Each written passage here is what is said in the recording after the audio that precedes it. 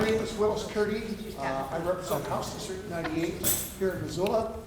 And at the table, we'll let each one of the legislators introduce themselves, starting with Shane on the right.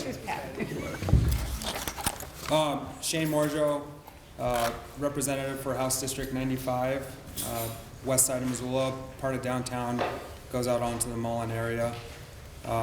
First term legislator, member of the Salish and Kootenai tribes, and I learned a lot from all of our representatives here as a new legislator this last session. Hi, I'm Tom Facey. I'm a state senator from Missoula County. Diane Sands, State Senator, Missoula County, the newest Senate district, the one that includes Lolo, goes all the way to Idaho and the Ravalli County lines, 500 square miles. Yeah, you get to drive around. It's a pretty country. Good evening, I'm Kimberly Dudick. I'm representative for House District 94. It's the northwest corner of Missoula County. It includes the north side and Frenchtown, Huson, and up through Arley to the county lines on both sides. And I'm Dick Barrett, Senate District 45. Do I have to tell you where that is? Yes. Yeah. It's the best one in the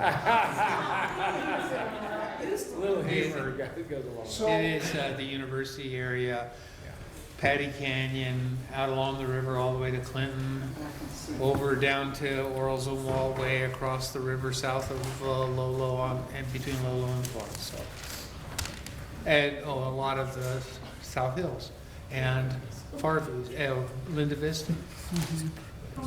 So how we're going to do this tonight is that we're going to start with Senator Barrett here, and he's going to talk about two pieces of legislation that he sponsored during the session, and we're going to let each member do that, go through it, and then we'll open up for questions from the audience. I am. I didn't know that I was going to do that. Me neither. Me either. Whenever I sponsor legislation, I can't remember where it was. I guess we were having a meeting yesterday, and somebody said Dick Barrett's bill that didn't pass, and I said, "You don't have to say that twice. You know, it was Dick Barrett bill. It didn't pass. Right. It's dead. I don't. Did you have something specific in mind? No? Oh. He just picked two. Well, then I'm going to talk about one bill that I had and talk about how it relates to a larger problem. And that was the bill to eliminate what's called the Water's Edge election for corporate taxpayers. And I don't want to go into all the gory details, but the Water's Edge election is a provision in Montana law that allows corporations that do business in Montana and then do business internationally to shift profits that they earn in Montana out of the country and into certain countries where, and into a range of countries, which means that because they are booking those profits in those countries, they're tax shelters, because they're, or tax havens, because they're booking profits in those countries that were earned in Montana, they're not paying taxes on those profits earned in Montana. They're not paying taxes for Montana, but They're, right, and probably the reason that they shift them to Nassau or wherever they shift them is because they're not paying taxes for anybody's benefit when they shift them. That bill was one of several bills that the governor had proposed to raise tax revenue. When he sent his budget to the legislature at the beginning of the session back in January, his budget included, the way it worked, included over $100 million worth of new tax revenue. That piece of it in my bill was a relatively small part of that, $8 million maybe or something like that. But there were, particularly in a bill to create a new highest marginal tax rate, there was a significant amount of revenue. There's a cigarette tax, which would have generated a significant amount of revenue, alcohol tax, and so on and so forth. So there's a whole suite of bills that were intended to raise revenue. None of them passed.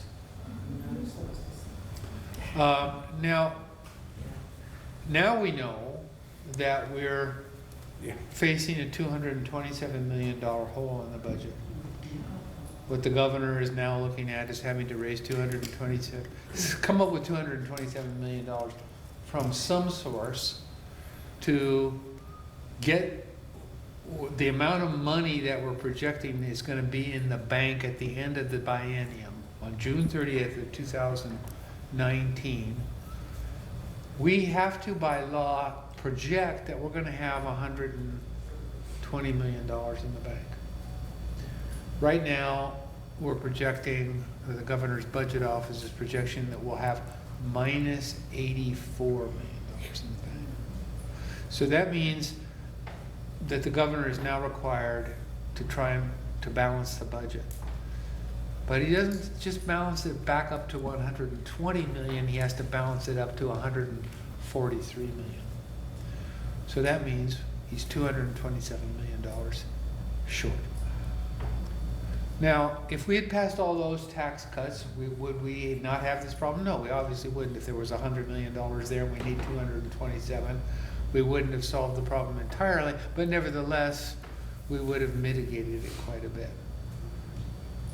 Right now then, as you probably all know, and as we're looking at 10% declines in just about everything.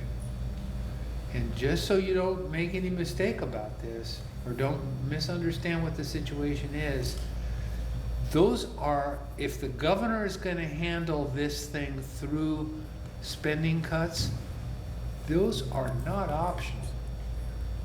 Almost every program is going to have to sustain cuts in the neighborhood of 10%. So the only way that we can mitigate that impact and keep all of those cuts from happening is by going back to Helena, have a special session, and raise taxes. And needless to say, since none of those tax increases passed the first time around, the political dynamics of getting a special session to have them pass this time around are not good, but that's what we have to work for. And so if there's one thing I want to say is we really need a special session, and we really need to increase taxes in order to at least mitigate, if we can't eliminate, to at least mitigate some really disastrous cuts in state services. So that's my I'd like to Could we wait, let everybody go through here first, and then we'll go to questions. Thank you. All right. Kim? Thank you, Willis. And on that happy note, I'll talk about some stuff that we did during the session that actually did save some money. And in three general areas, it was built on work from the session before. The first is the Public Defender Task Force. That was a task force that looked at how we could basically fix the public defender system that existed for about 10 years. Their agency budget had more than doubled over that 10 years, and it was continuing to roll in that direction. At the same time, their services, needed to be a lot of improvements in those services. So from the work we did last session, we had a whole host of bills. I think 7 of them ended up being proposed, and they all passed. We restructured the agency. We gave them more resources and an executive director. We are trying to do a more comprehensive legal service strategy. Instead of just giving a public defender to help with a criminal case, where you help somebody with maybe a driving while suspended ticket, you can also get, in some jurisdictions, assistance with some of the problems that have caused you to be involved in the criminal justice system. This is especially relevant in driving while suspended tickets, because those people can't work. They just start the steamroll effect where they can't drive, they can't work, and before you know it, they're in our county jails, pulled away from their family, and it just is a burden on the system. So that's one way that we're trying to make our legal services more comprehensive in our state. It's just a pilot project at this point, but something similar has been tried in the Salish Kootenai Reservation, and they saw a 60% reduction in the people who were offenders committing further criminal acts. So if you could reduce crime by 60% with minimal investment, that would actually really help improve our fiscal, not only our safety, which is primary, but also the fiscal state of corrections. So that was one area. We did a lot of changes in the public defender system. We also did changes in the correctional system. Cynthia Wolkin is a senator who headed that up. She's not here. She's actually she was in Helena today for some of that work. And from that sentencing commission, we put in a host of legal changes to try and be smart on crime so that the right people are incarcerated and we actually make our streets safer instead of having to build more prisons. So with the legal changes we made some of the laws so that somebody doesn't automatically go to prison when they get some of these crimes, if they're minor, non-violent crimes, such as a driving while suspended, or a failure to drive with car insurance. You shouldn't have to go to jail for that. So things like that, we're trying to be smart on crime. And with the changes that were put in place there, we're expected to see a $70 million reduction in expenditures over the next approximate 5 years. It will take a few years to see those changes implemented, just because it has to start from now going forward. But there is an oversight committee that was established to watch the implementation of those laws, and we're very hopeful that they will be successful based off what we've seen in other states. We are one of many states that are going down this road where we see you have to be smart on crime and not just throw everyone in jail or prison, because they do get out eventually, and if you don't help them reform themselves and become productive members of society, none of us are going to be safer. The last area I did quite a bit of work on is something I'm very passionate about, is child welfare issues. And the governor had a Protect Montana Kids Commission after the last session. And this commission looked at how we can make our kids in foster care safer. We've had too many children dying in state care. We have had 8 die so far in Montana, not in state care, but 8 children who have died at the hands of caregivers. And we need to make sure that that is a 0 number. So the governor had this commission.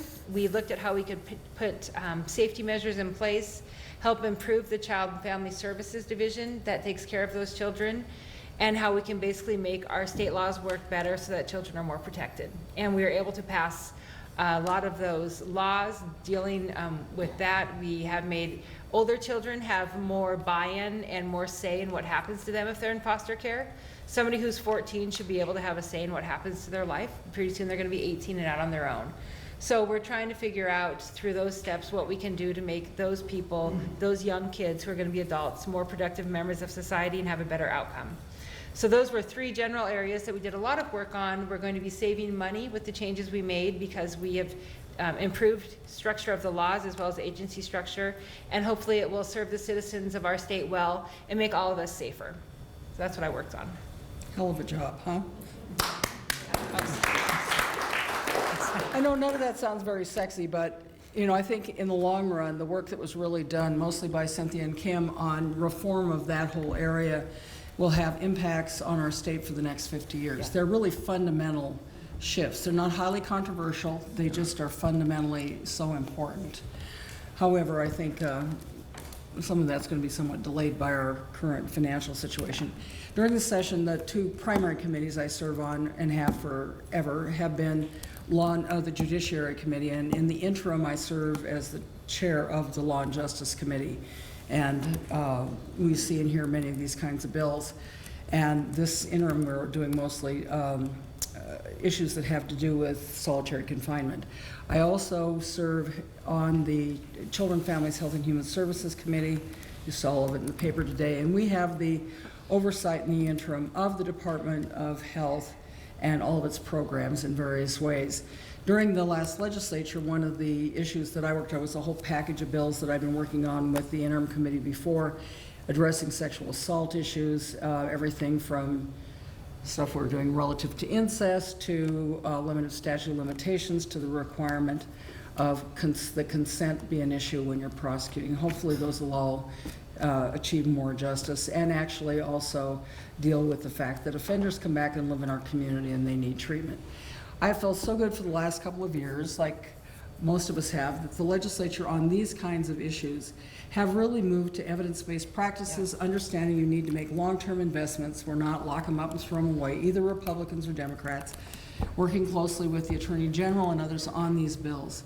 However, the issues that are currently in front of us in terms of the fiscal situation of the state, I think endanger all of those pretty dramatically, because listed in that 10% cuts are things like the county's going to have to suck it up and eat the total cost for incarceration here, not the state. We've rolled back money for a number of these programs, and so I don't know what that does. You know, we've had a real commitment to behavioral health, investing in mental health services for people who are, and drug and alcohol treatment programs, realizing you got to treat people. Just throwing them back on the streets does not do anybody any good, and it's very expensive in the long run as well. So we had real investment in creating a lot of those programs. In that 10% cut, or shutting down a number of those programs, some of them totally, and removing funding streams in them that will allow them to even come into being. I don't know how some of them, I haven't looked at them in super detail. Have you looked at them in terms of them? So in Children and Families, which met yesterday, we were looking at the proposed cuts of the Department of Children, Families, Health, and Human Services to Medicaid reimbursement rates, which is only about $8 million. Believe it or not, that's not that much money in the picture that we're looking at right now. And as you probably read in the paper, as the committee, we have informally opposed the adoption of that rule, which in the end we can't stop it, but we will delay it for 6 months. But the fact of the matter is that amount of a cut is fairly minor compared to this 10%, and what that does in terms of wiping out whole programs across the board or rolling back our financial commitment to a lot of these changes, which really are dramatic, systemic, fundamental to the way we provide human services and how we provide funding for programs in corrections, education, and everywhere else. So I was really glad that yesterday 104 people testified in our committee about these proposed cuts to Medicaid reimbursement rates, because that's what affects things like whether dentists will actually take someone who's on Medicaid, and those kinds of cuts to really the right to access health care. But the cuts that Dick was talking about are much, much greater. And I think there's a real the most important thing for you to know is there really has to be a new kind of organizing effort and a high level of objection to this in order for us to have any chance to have that draconian cut to all government services not happen. What I can tell you from talking to my Republican friends over there is most of their constituents think this is great. They believe government should be smaller. So great, in one fell swoop, 10%, you can cut the size of government across the board. They love it. Even the legislators Republican legislators who know that that's not a good idea for these programs to be cut, they're ones they're committed to as well. But their constituents are telling them, great, cut it. So it will be left to the governor. We as legislators don't have an independent ability to stop this. The governor's the only one, or the legislature being called into session. So to me, that's the real political challenge in front of us right now, is we really need an extremely high level of visibility of objection, and not just in the Democratic core of Missoula, but in those Republican areas across the state, to insist that these cuts not be deflected to somebody else, but that we raise additional revenue that these people have opposed in the last legislative session. They voted against all of these things because they knew that if you have revenue, you grow government, you provide more services, you take care of people. They didn't want that to happen. They voted against the revenue. Here we are having to cut really just the heart out of most of our infrastructure of what we do to provide for people's welfare. And it's just outrageous and heartbreaking. And we need every single one of you to step up and become an activist on this, and active on it now. Because every month that these delay, the size of these cuts potentially become even larger. And so, do you want to talk what you're doing, or you want to? I think we should. You pick it up. You're on next. I'm just going to talk about the session. Maybe later on we'll come back with the current situation. Hi, my name's Tom Facey. This is my 8th legislative session, or my 15th year in the legislature. I'm a whip in the Senate. Shane's a whip in the House. This is my 2nd time of being a whip. By that I'm trying to say is I don't really carry much legislation because I have to look at the big picture. And the big picture is keeping my senators happy, keeping the communication between the Senate Democrats and the House Democrats functioning, keeping the communication between the 3rd floor, which is the legislature, and the governor's office, keeping that going, and then keeping the communication between the party, the governor, and the legislature, keeping all that going. So that's what I focused on, mainly keeping my 18 members of my caucus informed and happy through legislation. So the two big packages of legislation we talked about here, the sexual assault stuff and the criminal justice stuff, those things don't happen automatically. You just have to make sure you got a message out there, make sure that your people know what's going on and things like that. This session, the 17th session, didn't have any hot and sexy stuff. 15 did. 15 had the water compact, had Medicaid expansion, had the employee pay plan, had the infrastructure and the like. So this session was about sexual assault, criminal justice, and finances. And finances just they're not there in terms of, oh, no. And as Dick has said, the balloon went flat on the revenue types of things. Mm-hmm. When you look at some of the votes between the House and the Senate, they're almost exact opposite. For example, in the House, House Bill 2, which is the main budget bill for the state, every Democrat voted against it. In the Senate, it passed because Democrats voted for it. On this bill that had the cuts, the Senate Bill 261, in the House, every Democrat voted against it. In the Senate, Democrats voted for it to pass it. And that's because of the dynamic in that chamber. In the Senate chamber, we have, even though I'm in the minority of only 18 out of 50 members, I'm in the majority of the ruling group. And the ruling group is us Democrats and probably about 9 or 10 Republicans that we govern with. We didn't govern too well on the revenue part.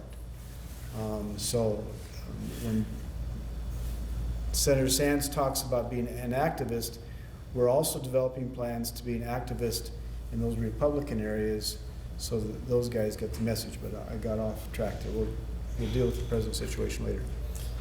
Representative Morjo. All right.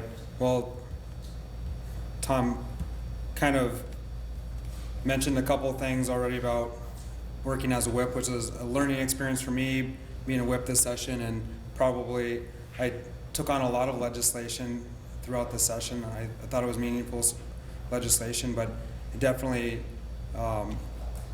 gives you a full plate when you're doing that and also serving as a whip. But one of my main pieces of legislation this session was House Bill 185, which was called the Montana Promise Act, and kind of looking at several factors going into the session, discussions about lifting the tuition freezes across the state, and then the fact that there was significant cuts to the university system. This past session we restored a lot, but there was a huge gap and hole left after the session for the university system. I don't know if any of you saw the article in the Bozeman Daily Chronicle a couple days ago. It talked about the 10% cuts for the university system would result in about $16.9 million for this year and $17 million for next year. So all the more reason I think we need to be ramping up and focusing on higher education.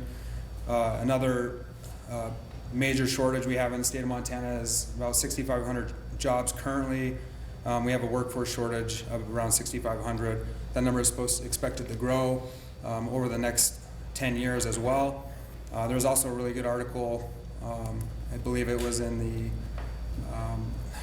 the New York Times, one of the major news outlets talking about the workforce shortage across the country for trades and certificate programs, those types of programs that we see actually at our two-year schools. So I really wanted to focus on trying to find money for two-year programs to help low-income students go to college, to create a level playing field for them. So I established a grant program for students specifically with limited resources for two-year programs at tribal colleges and community colleges.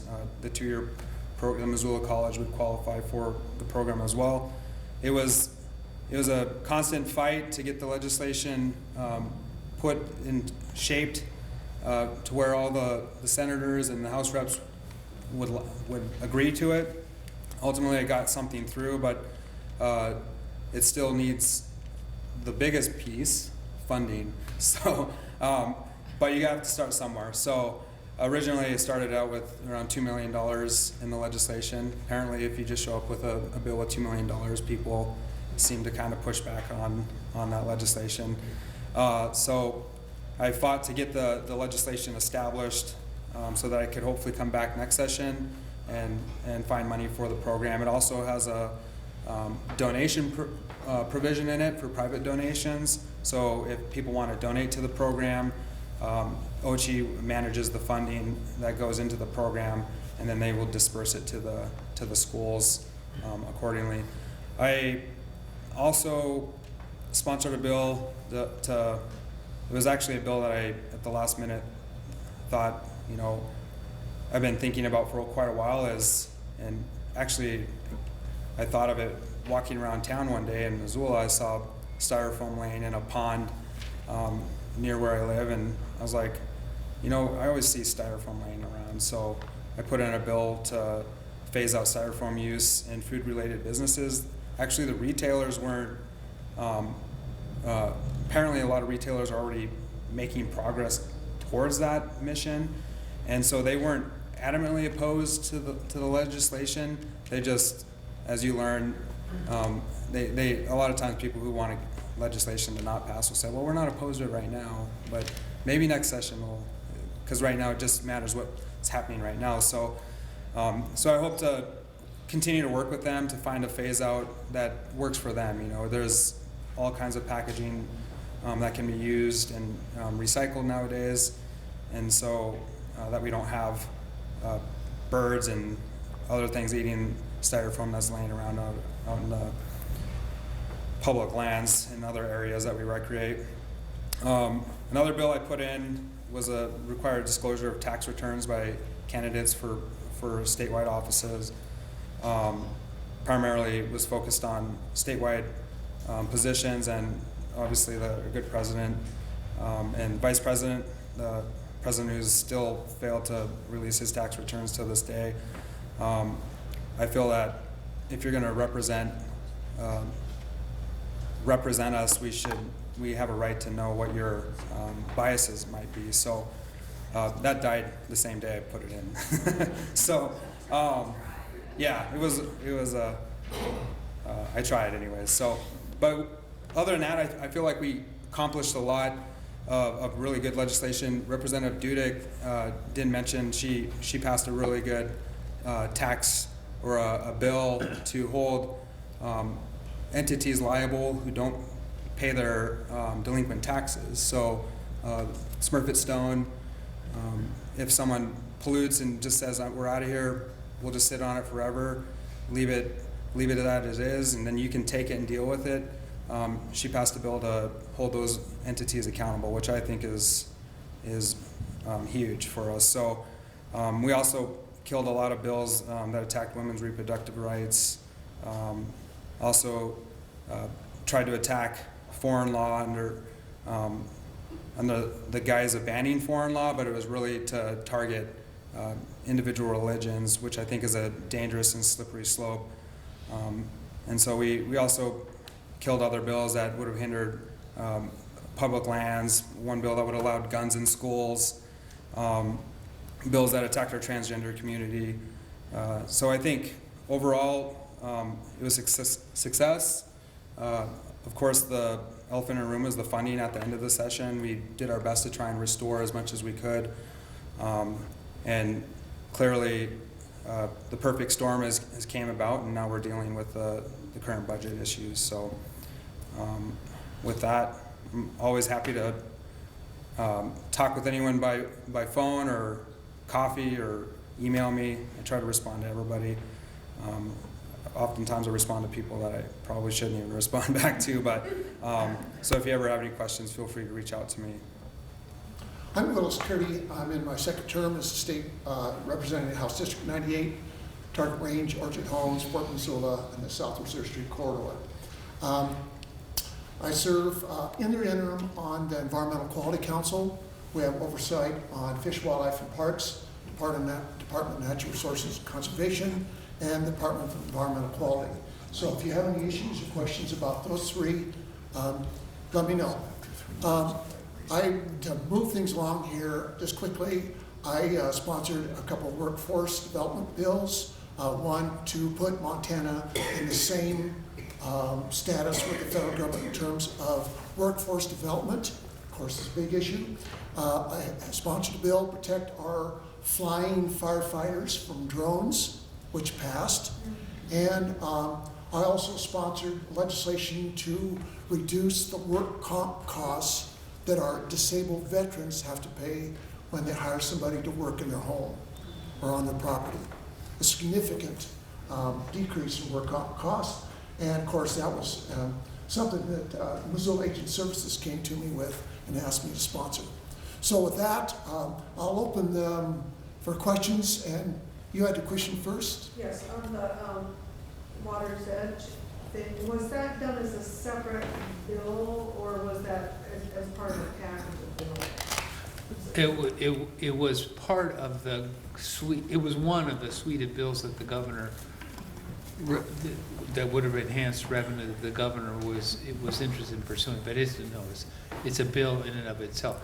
Generally speaking, the way the legislature, even the Constitution requires bills to address a single issue, so you can't, it's hard to roll a whole bunch of different things, like a cigarette tax and a Water's Edge and this and that, into one bill. You can't do it. Right, so it was a separate? It was a separate bill. Yeah, and so what justification was there given for not passing that bill? I mean, why wouldn't we just say there's a source of revenue? Well,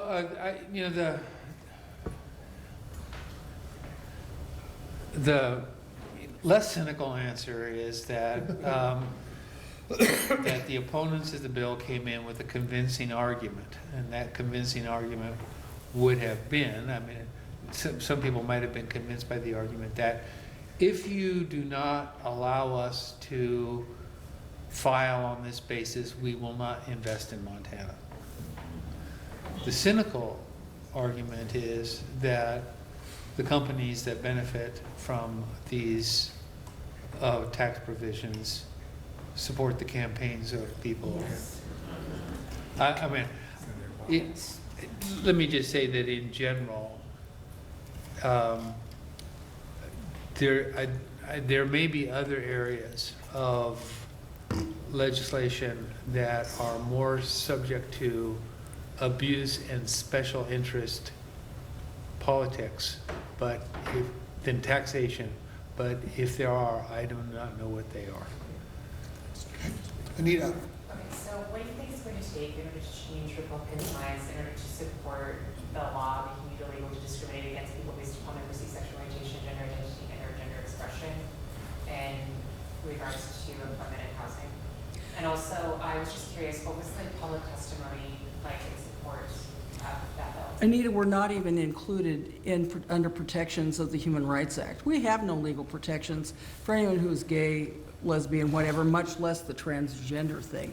So we haven't even gone back to the basic protections of protection in employment, housing, public accommodations. No one sexual orientation is included at this point, much less that new issues around trans stuff. None of it. And I've worked on this for 20 years up there. I have no reason to think it's ever going to change. The only place we've ever won on those issues is in the courts, and that's where it'll be. So you don't Okay, think there's any let- negotiation points? No, absolutely not. Linda, Doesn't mean it shouldn't be raised. Two, actually, it's one question. You said that we really need a special session, and we need to raise taxes. And I want to know if there's anything that we can do about that. And Diane, you said we all need to be activists right now. So, really the same question. What is it that Well- we can do right now, as you said?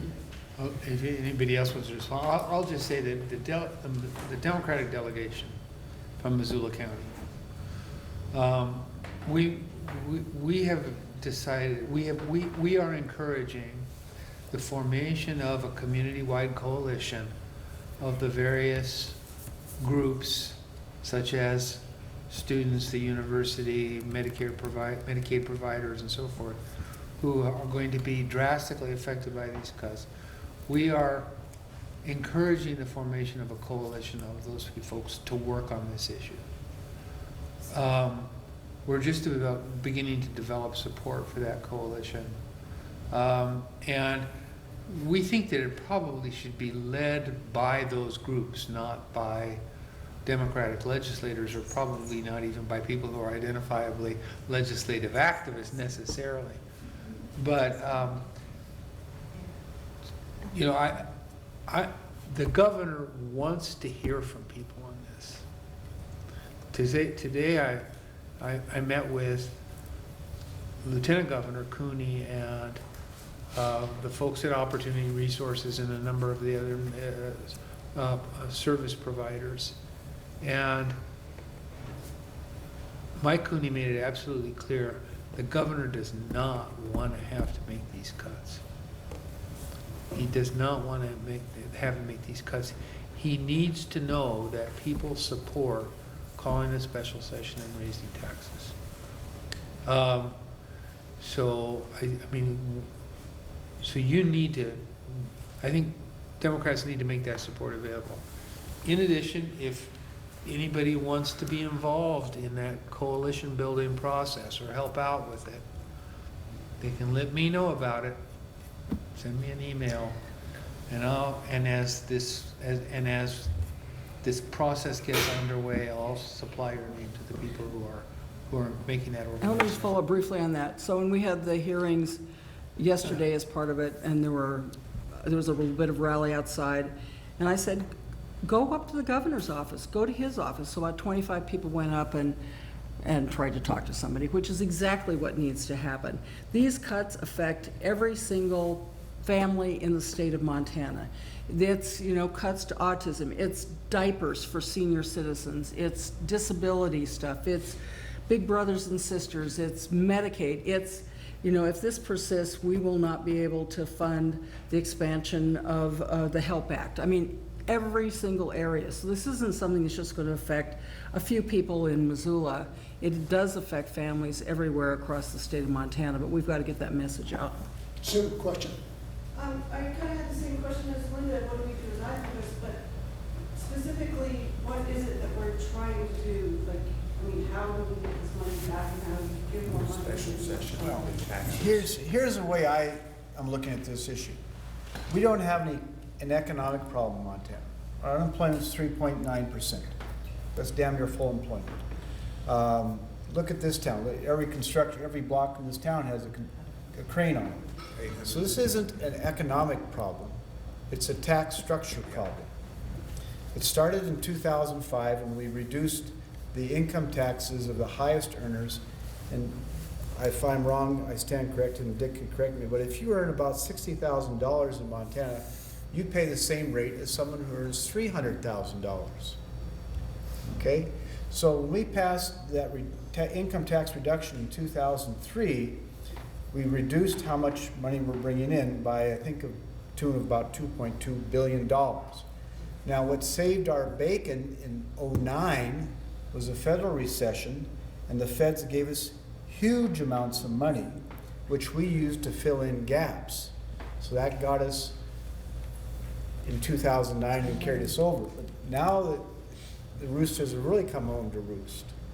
So in answer to your questions, it is about taxes. I will say, and I don't mean to be Pollyanna about this, we've only had 2 or 3 months of looking at our current revenue. It's hard to project that forward 21 months to see what we're gonna be then. So what Senator Barrett's talking about is the worst case scenario.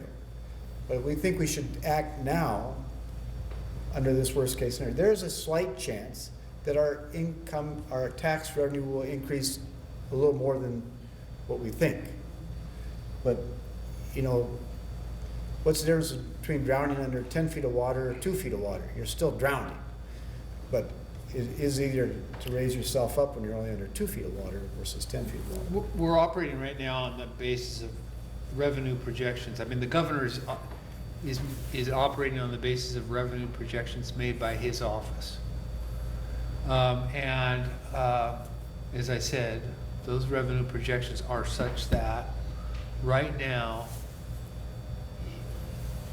the budget director is saying we're going to have minus $84 million in the bank at the end of this biennium, that June 30th of 2019.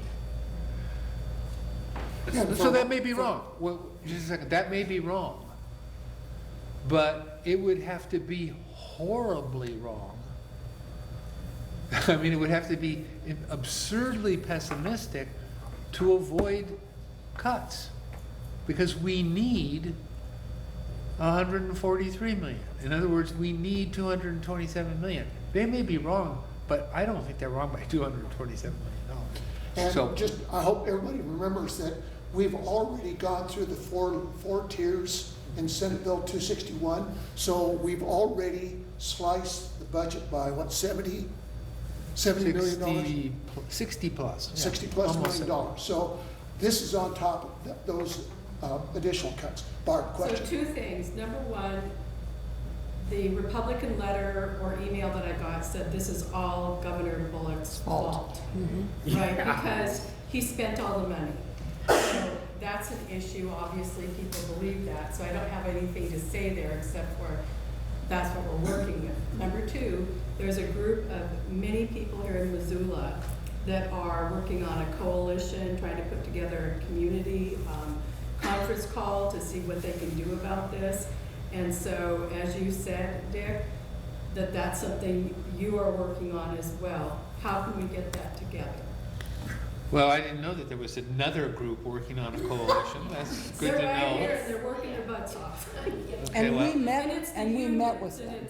it's folks that are with Missoula Rises and with the Missoula County or Missoula Area Coalition, and all those folks. And it's specifically for healthcare and how that's impacting so many populations. Can I just pop in here real quick? Thanks Yes, for being Erin. Oh, yeah. I'm Erin Garrison with Missoula Rises, so part of this. And what we're currently working on is getting union groups together, union members, to be part of this call, which we think is going to really be sort of the linchpin to it. So MEA, MFT, SEIU will be involved. I think Denver is on board. So he represents nursing homes, but that's what we're trying to do is get the organized labor unions to help be part of this coalition because truly, I mean, they're going to understand what those impacts are. Well, the coalitions that are really directly impacted that we've met with are Aging Services, Opportunity Resources, all of the providers who actually already deliver these services. They're the ones who are going to be cut. They're the ones whose survival, they're going to have to lay off people. They're the ones who already have 4-year waiting lists for clients.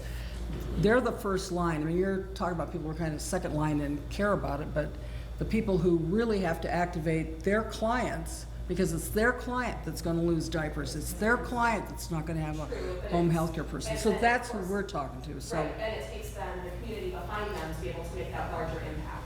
So if we can somehow, I mean, as Barb raised, join forces in that regard, it's only better, it's only stronger. Good to know. Good to know. Absolutely. And, you know, I'd like to have more information about it as we go forward.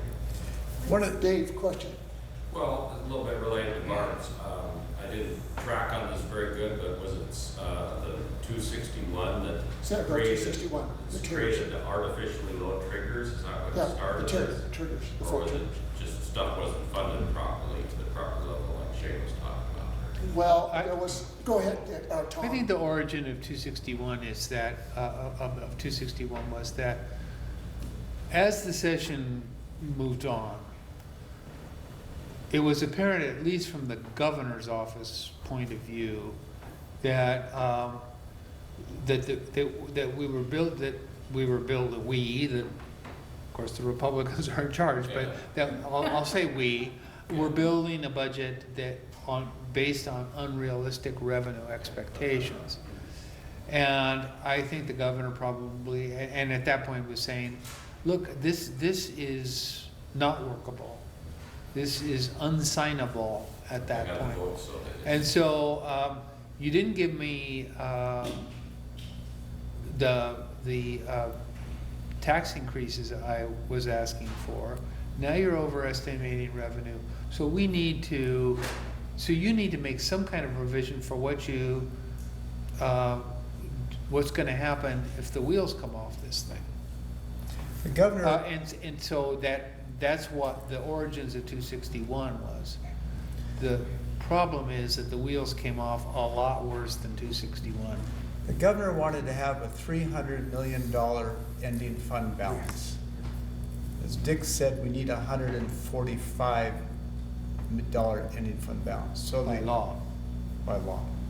And the reason I'm looking up here, I'm just trying to concentrate. I'm not trying to avoid you. So the governor said, okay, if you won't give me the $300 million that I think I need, then let's take some money from the fire fund. The fire fund had $70 million. We'll take half of that out.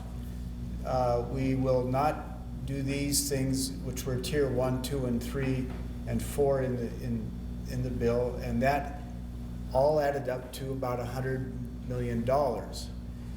So the point what we're trying to say is the wheels came off so much faster. Now, I will say in confidence that the governor and his budget person thought the wheels would come off pretty fast. Because we didn't choose to believe that. The budget we did pass was $19 million more than what the governor wanted. If you looked at his budget, it was $19 million less, so we actually put more money in it, which is sort of ironic because usually with the Republicans in charge, you think it'd be less. So that's where we're at. And the other thing I will say in defense of us is there are a variety of states like this, and I'm cross my heart, hope to die. We've read a number of articles, and we can't figure out. Basically, all these revenues we're talking about are right on target, except corp tax and personal income tax. Right, Mr. Barrett? And particularly, the personal income tax, there's $75 million less collected in 2017. That's fiscal 2017 that ended on June 30th. There were $75 million less collected than we thought, of which 70 million was the personal income tax. And some of that, or a good chunk of that, especially looking on the east side, is because cattle prices are down, wheat prices are down, and the like. So commodities have really taken a hit on the markets. So that has, in some ways, been a significant part of that drop in personal income tax. Nick, question? Quick three-parter. Mechanism for triggering the special session, is that just the governor calling it? Is it his call alone? Yeah. The governor will not, he won't do it unless he knows ahead of time that something good is gonna come from it. He has to reach an understanding. Well, bottom line is if he calls it, it's happening. Yeah. Yeah, Right. and we can call ourselves, but we never have. Right. Legislature. Question? Timeline? Oh, I'm sorry, Nick. I'm sorry. Timeline? Timeline's a little murky. There's a timeline. The process has been launched. When the budget director told the governor, we're in the hole, the process was launched. There's two pieces of it. One is this meeting with the Revenue and Transportation Committee, that's gonna, the interim committee is happening on Thursday to comment on the revenue estimate. And then I think as Kim said, in early October, there's a meeting with the Legislative Finance Committee where the governor will actually present his plans for cutting. After that, then that committee has the opportunity to comment and everything. I'm not sure what his timeline is after that, how soon he has to make decisions, how soon he has to decide whether these cuts are intolerable. I've reached an agreement with the Republicans. I'm going to have to call a special session of what's gonna happen.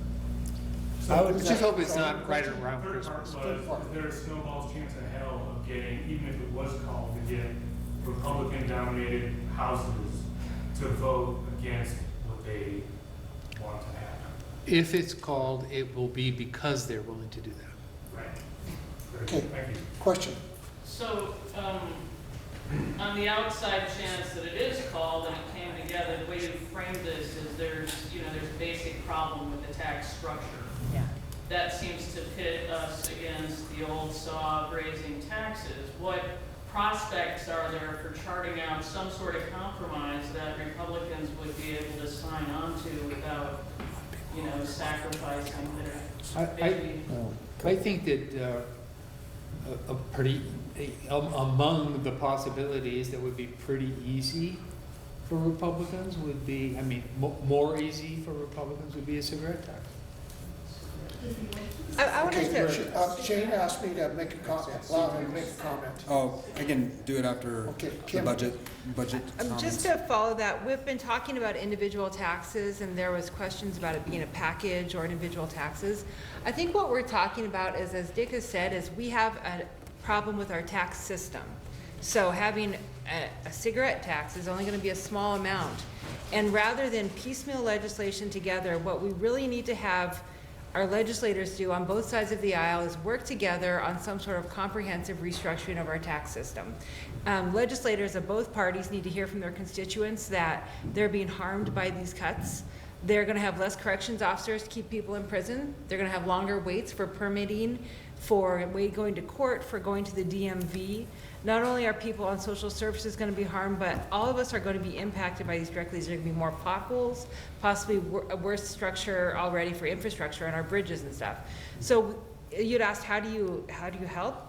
You write into your legislators, you write to other legislators, not yours, because yours may be in agreement with you, but there are 150 legislators who have sway and need to hear from people, because we represent everyone in this state. And so if you want to have an impact, you need to reach out to those people. You need to work together in groups to do it. You need to come together, as you talked about, Aaron, and get the people together, and as you talked about, Barb, and have these groups working together and making it known that we don't just need one or two taxes. This needs to be a fair tax system, because I don't support a special tax or a special session for more taxes. I don't. But I do support a special session if it makes us have an equal and fair tax system. And that's what we need in our state, because that's what everyone's gonna be served by. So those are my thoughts on it. A couple of things. In these cuts, there are three basic entities that are protected. Number one, your K-12 schools. Number 2 and 3 are your basic entitlement for the cities and counties. So the governor can't cut basic school support or the city and county entitlement. If we go to a special session, those guys are fair game.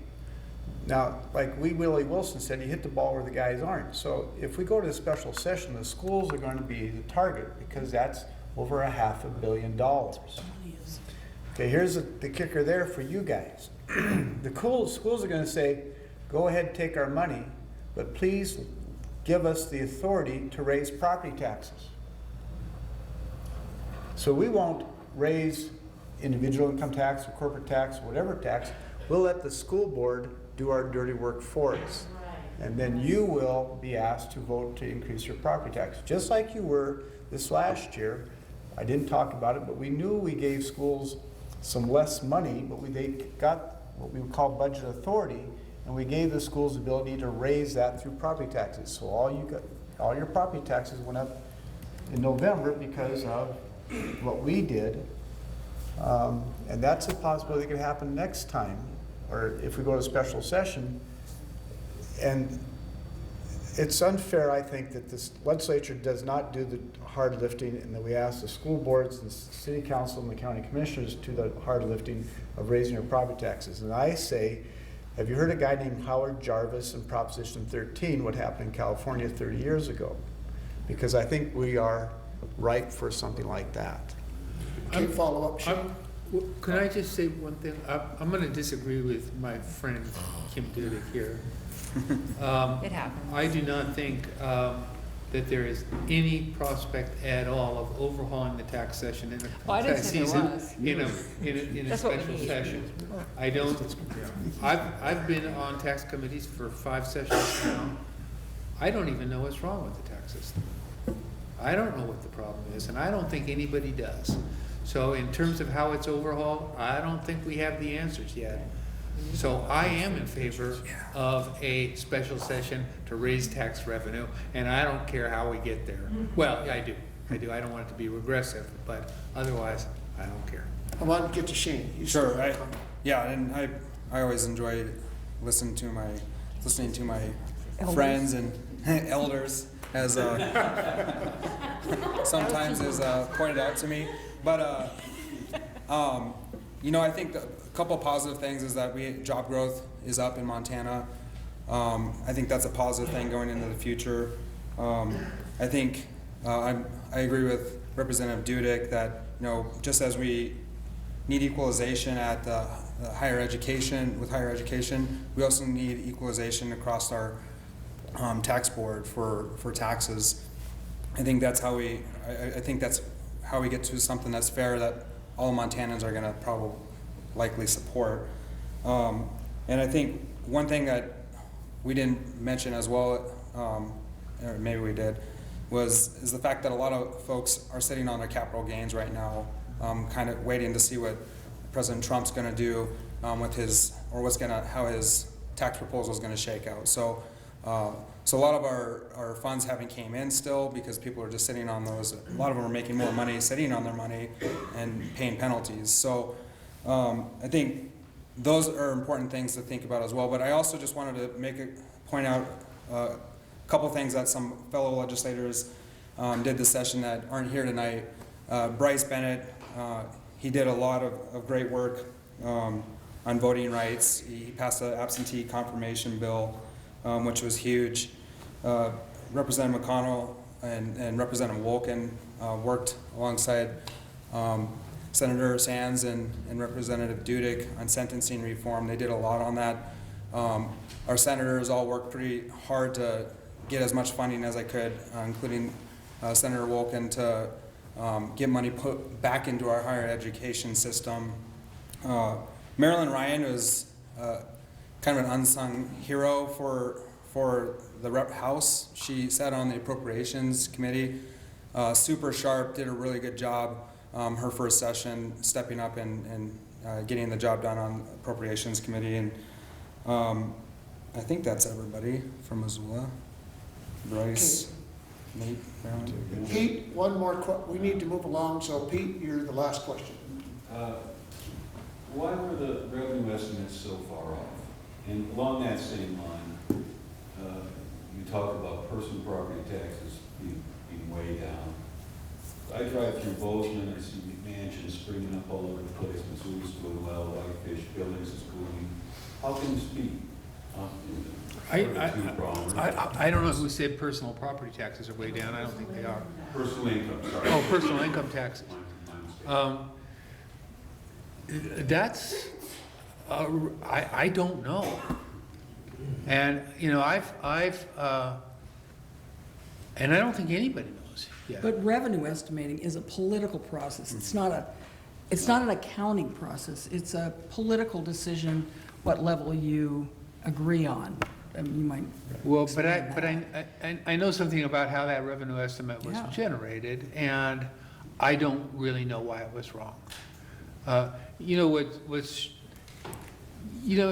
way of looking at it, Pete, is to say that if you're estimating revenue 2 years out, I'm a recovering economist, and I and I'll tell you, if you're trying to predict what a variable like tax revenue is gonna be 2 years away, there's gonna be error in there. And inevitably, there's gonna be error in there. And that error is, and so $70 million error, if you're talking 2 years away, is really not that big. But it's a big number compared to the budget balance. That's why we have the problem that we have. The state of the budget and the state of balance in the budget is extremely sensitive to very small errors in prediction of the revenue. That's one thing. But the other thing the thing that is shocking to me is that when we were 2 months away from the end of the fiscal year, we were still making those errors. How can you be that far wrong when you only have 2 months left in the year that you're trying to predict revenue for?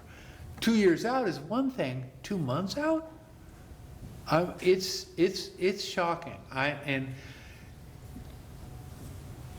Usually it comes from two different places. You know, you have a model, okay, and you put a bunch of predicted things like how much our wages going to grow and how much are, you know, how many jobs are going to be created and what's the interest rates going to be and so on and so forth, and you plug all that stuff into the model, okay, and you generate an answer. Well, there's two possibilities for why the answer might go wrong: garbage in and garbage out. You may be putting bad garbage into the model in the first place, or the model may not be very good. And I constantly am asking fiscal division, which is it? And so far, it's hard to get a good answer. So I don't think anybody knows. I forgot to get Dustin, but we'll take, this is absolute last question. Dustin.